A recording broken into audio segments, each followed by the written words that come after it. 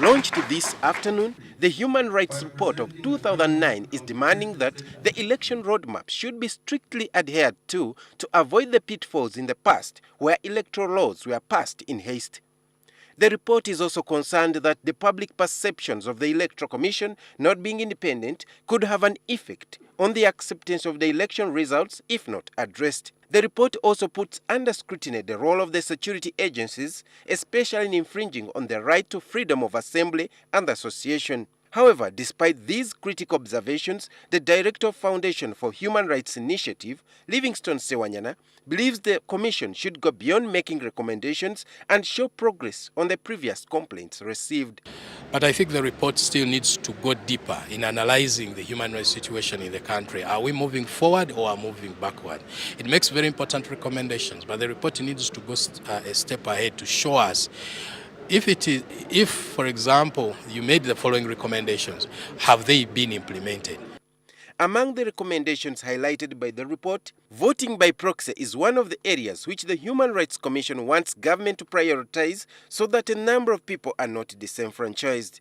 Parliament should provide in the electoral laws voting by proxy to ensure that the sick, persons with disabilities and people on special assignments are not disenfranchised. Many of these are usually disenfranchised.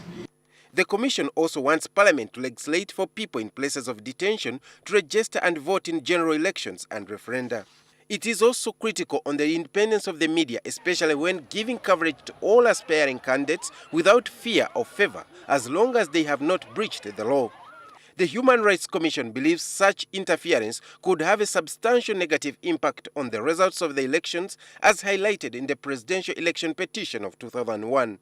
In all, it has key recommendations for an acceptable democratic process in Uganda. Among them, ensuring that elections are free and fair with sufficient time given for all the stages of the elections, nominations, campaigns, voting and counting of votes.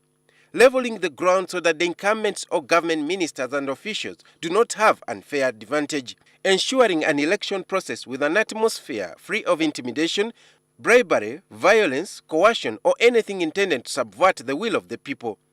Guaranteeing the secrecy of the ballot, the accuracy of counting, and announcements of results in a timely manner.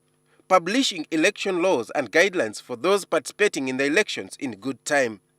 Fairness and transparency must be adhered to at all stages of the electoral process. Giving severe sanctions to those who commit electoral offences or otherwise subvert the electoral process. And that the Electoral Commission must consider and determine election disputes speedily. The Human Rights Commission believes if all these recommendations are put in place, the Electoral Commission will be assured of conducting a free and fair election, but all this will depend on government's full support. Hilary Yesiga, NTV Tonight.